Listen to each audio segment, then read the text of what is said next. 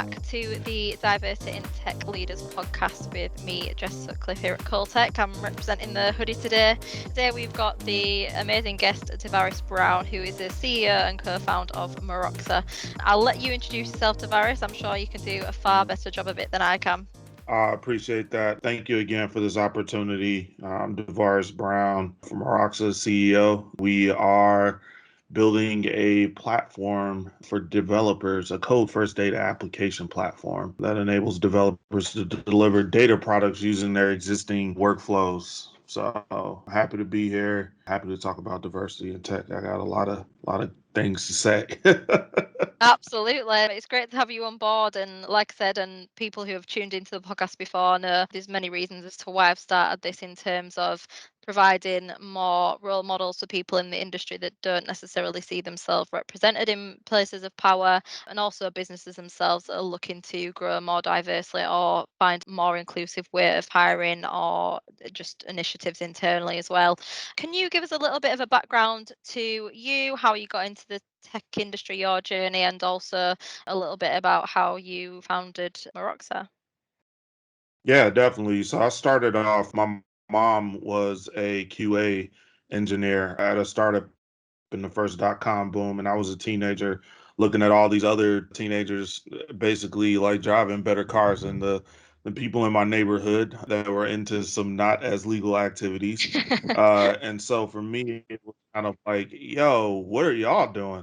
And everybody was like, yeah, we learned how to code. And so I ended up working on teaching myself how to code. My mom had a book allowance. That was like back in the day where like startups were given all types of benefits. She had a book allowance of $150 a month. So I used to go buy a book and I taught myself how to program. Went to school, did a whole bunch of research. One of those research projects caught the eye of Microsoft. Ended up going to work for them on defining their next generation of data centers and all that type of stuff. That stuff turned into like, the storage and underpinnings of the cloud strategy that they had around Windows, Azure, and Bing and all types of stuff. So for me, I've just always kind of been around systems and developer tools and platforms. Most recently, though, my co-founder and I were at Heroku building the world's best web applications platform as a service. And we realized like, yo, the data ecosystem just needs a little bit of help. Like there's so many tools, so many commercial offerings, but like integrating these things is a pain in the butt. So and none of them are focused on real-time data. So what we ended up doing was basically starting Meroxa and building a company to go do that. We've raised about 20 million bucks worth of VC funding. We've hired all around the globe. We're almost 40 people right now. And then also too, and the reason why I'm probably here is that we've maintained a diverse culture on the team. So even though we're hiring mostly senior folks, we're over 50% black and brown, close to 50% women, and our exec team is 90% underrepresented. And then also we've launched an apprenticeship program as well. So now we're training because you can't buy everybody, right? Like everybody's trying to recruit for those senior engineers, full stack that know everything, right? But yeah, we just realized like, yo, we gotta have a good training system so that way we can build some engineers out here. So yeah. Well, it sounds like you've got an amazing company on your hands there, and it's so nice and refreshing to see somebody so passionate about diversity and actually building, teams up from scratch with diversity in mind as well.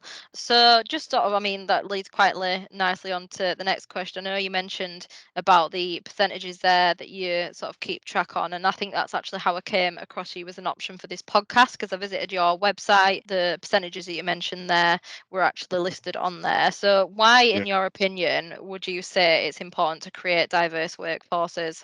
Well, number one, like I always say, if your CEO isn't your chief diversity officer, you've already lost, right? Because at the end of the day, like nobody else is going to care about it if the CEO doesn't do anything, right? And so we have the power and agency to actually affect change. So for me, as a black man in tech, like it is something that's super important for me to provide opportunities and a safe space, a psychologically safe space for people that look like me to come and do their best work, right? Like I feel like every pretty much non-white cis male has a crazy ass story. Even some of them got crazy ass stories about Yeah. just dealing with workplace trauma, right? And so for us, is I couldn't create a company without having DEI at the forefront. And so it's on my goals. It's on like it's codified into our company culture. And the reason why we made it public was just to hold ourselves accountable, right? And like I think that that's something that the team has bought into. Whoever's on the squad, like we all have this thing about like showcasing our diversity, right? And it's like I hate that trope of like, oh, I don't see color or whatever. Like, no, you actually need to, right? Because Yeah. people have these wildly varied experiences that make up who they are, and like we need to embrace that, and we need to account for those when we're making decisions. The reason why I think it's so important though is like one, diversity of thought, right? Like not everybody comes from the same space. So the experience that make you up as a human being can help you have a different perspective on how to solve a problem. And so having all those voices in the room when you're tackling something as heavy and heated as what we're doing is super important. The second thing too is just a little bit more altruistic. Is like, look, the tech industry is the new gold rush, right? Like there's, millionaires that get created every week, every month just by being right place, right time and having access to these opportunities as startups, right? And so, more people that are on that look like us get these opportunities. We can affect our communities. We can affect, we can have generational wealth.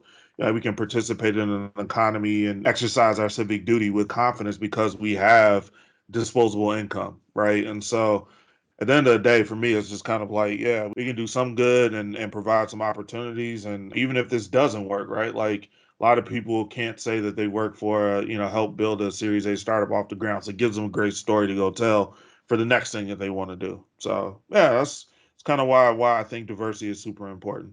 Absolutely. And just jumping off that then, because I know you mentioned in terms of struggles that maybe yourself has faced or other people that are not necessarily white cis men in the industry. Did you find any input on that, or how did you find the experience when you were sort of trying to get funding for the startup? Yeah, I mean, s- wait, can you repeat the question? Like, what do you mean by that?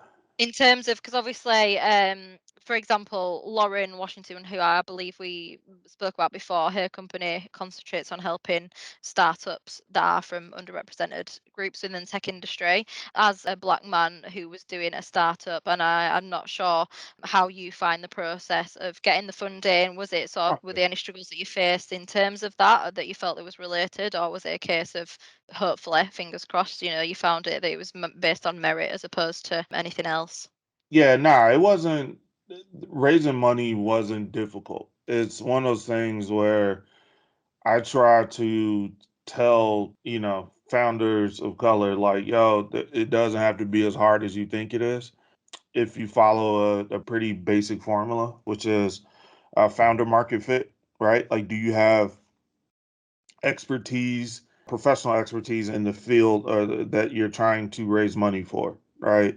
So for me, doing the developer tools company and the platform company, everybody looks at my experience like, oh yeah, duh, right? Like, you were an engineer at this, you're a product manager at multiple places doing this at a high level. So you doing this is not a far departure, right? The second component is investor market fit, right? And so usually what I find a lot of what black and brown founders do is like they go out and pitch to people that look like them, but don't understand that like a lot of them might not invest in the industry or stage that you are at, right? So for me, it's kind of like I have this like hierarchy of investors that I try to like invest in, right? So, obviously friends and family, but, and in friends, I would also say coworkers too, right? So people that have worked with you that can vouch for your work ethic. Because a lot of these cats got stock and, money that they've been saving up and they're looking to get into angel investing. So you just got to kind of let them know.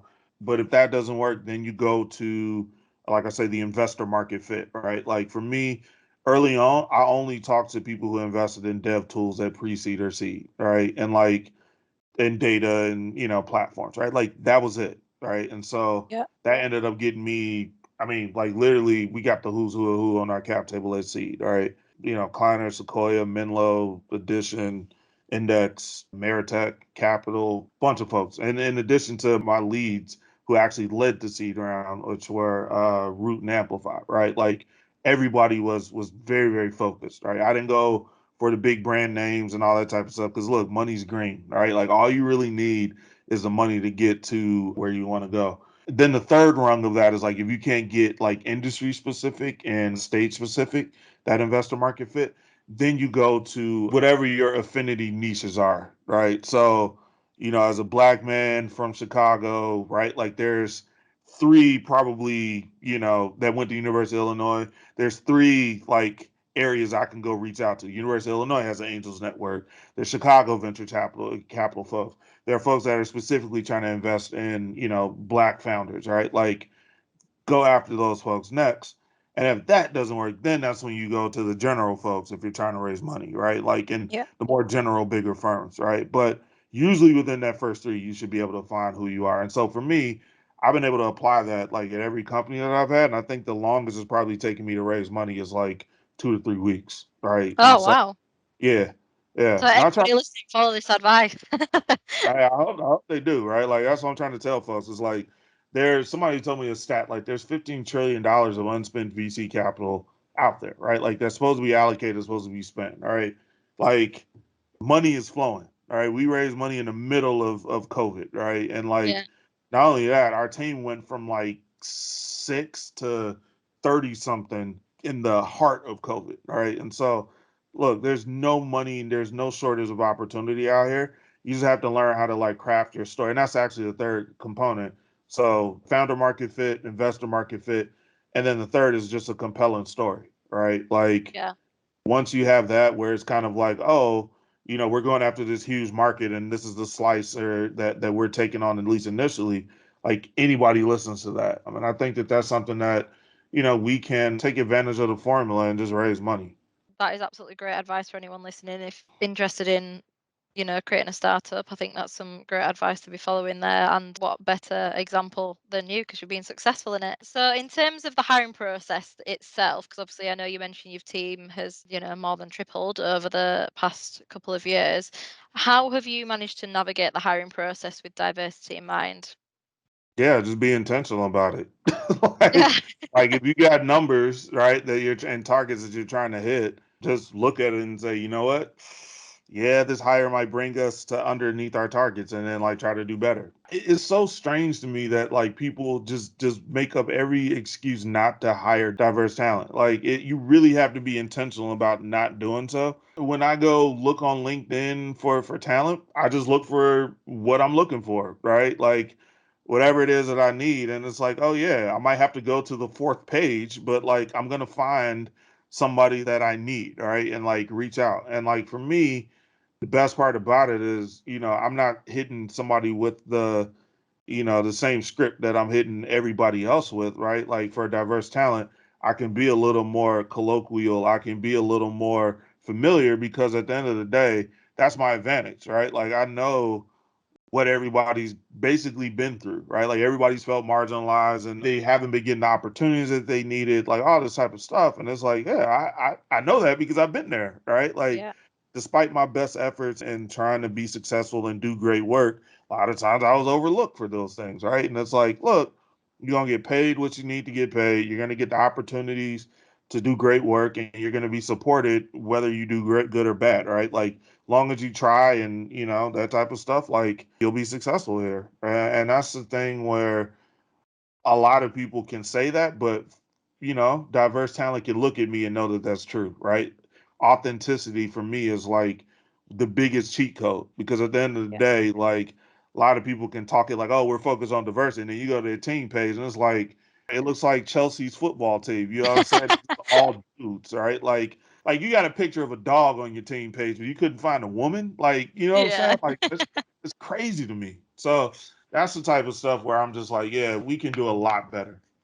Yeah. No, no, I think that's absolutely amazing. And jumping off that as well, in terms of, the importance of having diverse representation on panels and interviews. I think that's equally as important. Like you said, it's good to see somebody that you might relate to on the panel and not just feel, like it's you against however many people that you're interviewing with at the end of the day. But yeah, we'll pop on to the next question then. So in terms of advice, and Actually, I can even say something about that. I like it. yeah, That's go on. also the coolest thing ever that we get to do, right? Is like have Yeah. diverse slates or interview. Like whatever it is that you want, like whether I'm interviewing in marketing, whether I'm interviewing in engineering, like I can have an all woman panel, I can have an all brown panel, I can have an all black panel. Like just think about it as an engineer, right? You come to Meroxa, your CEO is black, CTO is black, VP of engineering is black.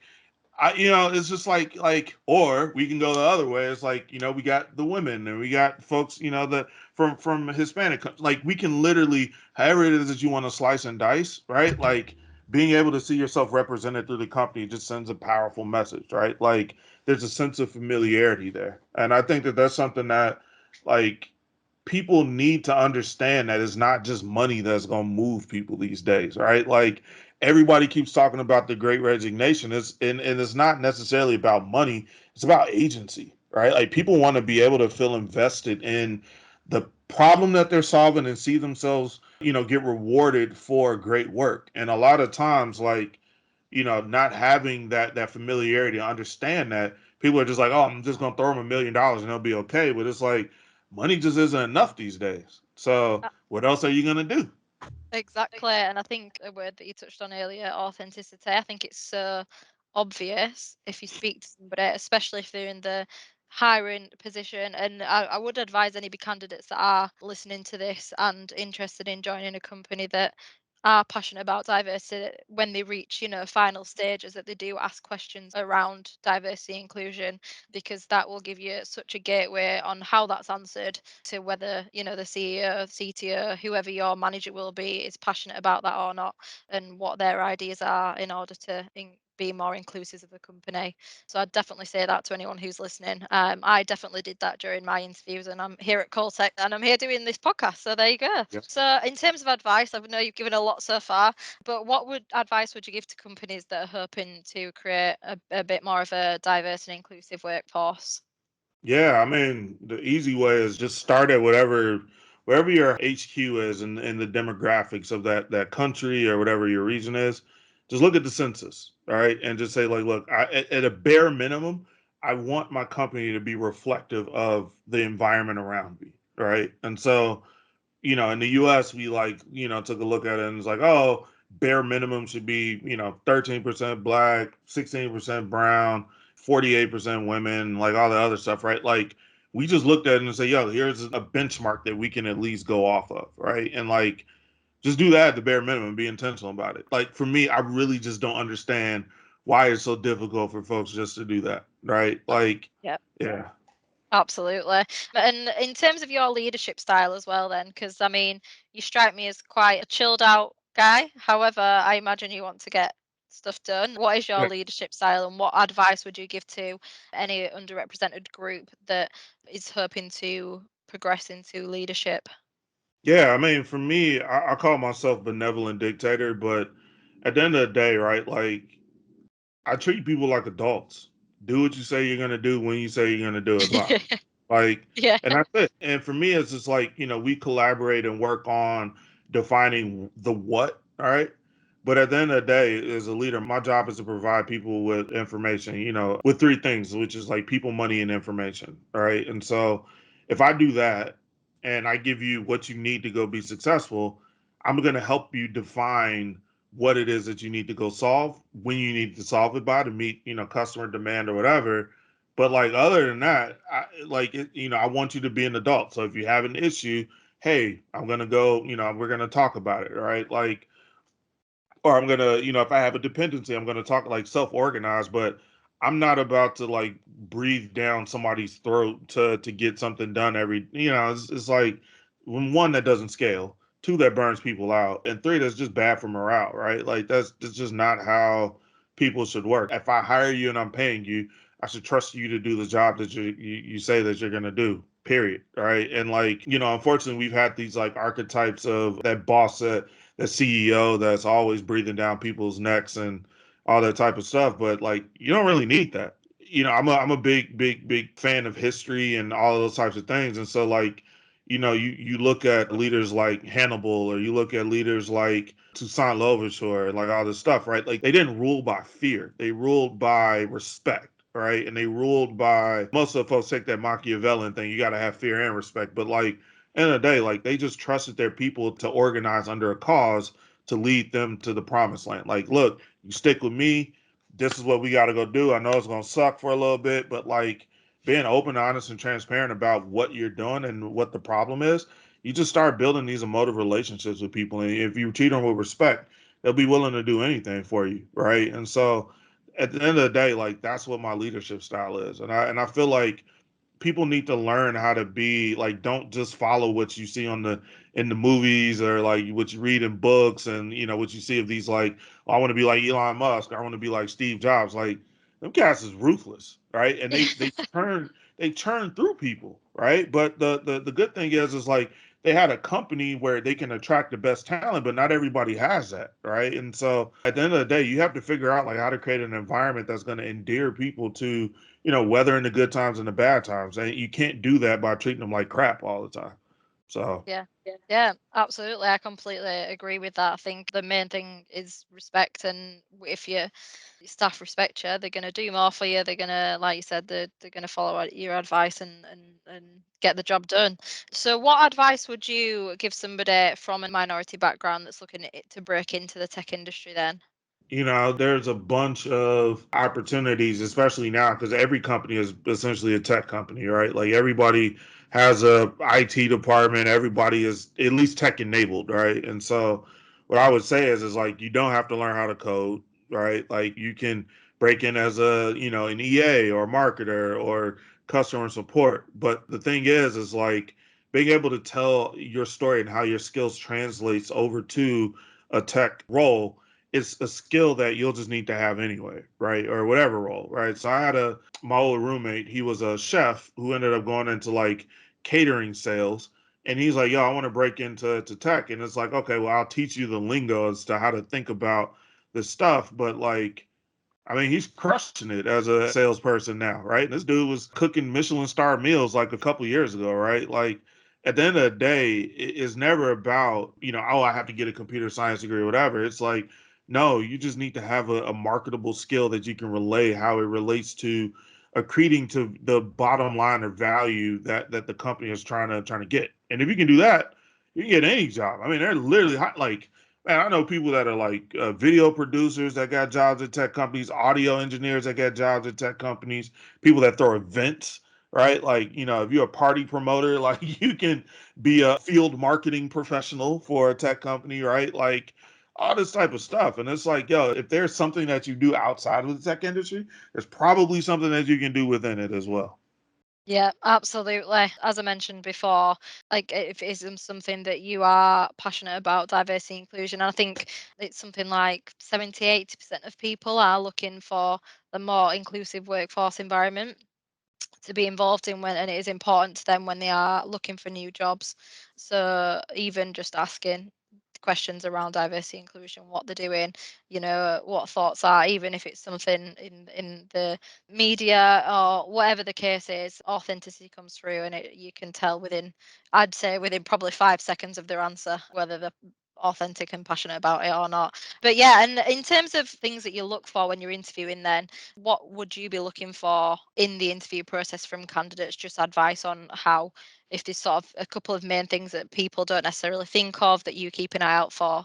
The main thing I look for is a history of execution, right? Like, were you able to get things done? I feel like we got a lot of folks that can talk, like say good stories and things like that, which is fine. Like, you have to be able to tell your story, but like at the end of the day, I want you to show me that you've executed at everything that you've done, right? And had some sort of measurable impact, whether that's good or bad, I don't care. But like, yo, I launched this thing, it did these numbers. I expected to do this, but it didn't do that because of whatever reason. But this is how we mitigated it. Like, that's a great story to tell, right? Like, yeah, that can be a tech company, that could be a lemonade stand, that could be a college club, like whatever it is, right? Like, I just want to see that you always had a history of execution. And when you look at resumes and things like that, A lot of folks just don't have that. You know, they just don't have the execution history and rhythm, and it's kind of it's not kind of, but it is very very concerning. So, you know, Yeah. that's the main thing I look for. Other than that, like it's all like I would say the other thing too is like you've demonstrated a passion for something, right? I don't care what it is, right? Like you can be the world's best curler or you can be the world's best whatever. Like I just want to see that you have something inside of you that drives you to be the best at something. And for me, with those two things, right, like it goes to show me work ethic and it goes to show me like you value completeness. And that's really transferable across every role. Like obviously there's role specific stuff that we have to go look at. For me, Yeah. that's table stakes, but kind of the things that are unspoken and intangibles that I look for when reviewing the resume is just a history of like execution and passion about something. Yeah, absolutely. I guess we'll focus the final question a little bit more on you and what's to come for Meroxa. So, what does the future look like for you and Meroxa? It's exciting. So, obviously we're still hiring. We got a lot of great product and things that we're going to be delivering to folks coming in the future. Yeah, I mean, we are releasing some things that will make it a lot easier for developers to build these real-time applications. Everybody's doing the low code thing. We're moving towards high code and really helping developers build these real-time applications. That's really it. I mean, out here investing, angel investing in startups and data dev tools, enterprise SaaS space. But yeah, we're cooking with gas, and so it's going to be a very, very busy first quarter for us. Because of that, I thank you very much for taking the time to speak to me because I know you're extremely busy at the moment, and I absolutely look forward to what you guys do over the next few years. Appreciate that. Thank you very much for this opportunity, and I hope the audience gleans something useful out of this. But always add me on Twitter, DeVaris P. Brown. You can always add me on LinkedIn at DeVaris Brown. I'm pretty accessible. I shouldn't be, but yeah, everyone tells me I'm too accessible. But yeah, I'm pretty Well, I accessible. managed to get a call, so there you go. If I Yeah, can, everybody else can. Thank you so much for joining us today, Devaris. I think you've absolutely been a perfect addition to our podcast sessions. Anyone who's listening, try and get in touch with you if you're hiring at the moment. So yeah, it's been an absolute pleasure. Thank you for joining us, and yeah, hopefully we'll be speaking soon. yeah, likewise, likewise. Thanks very much. Bye.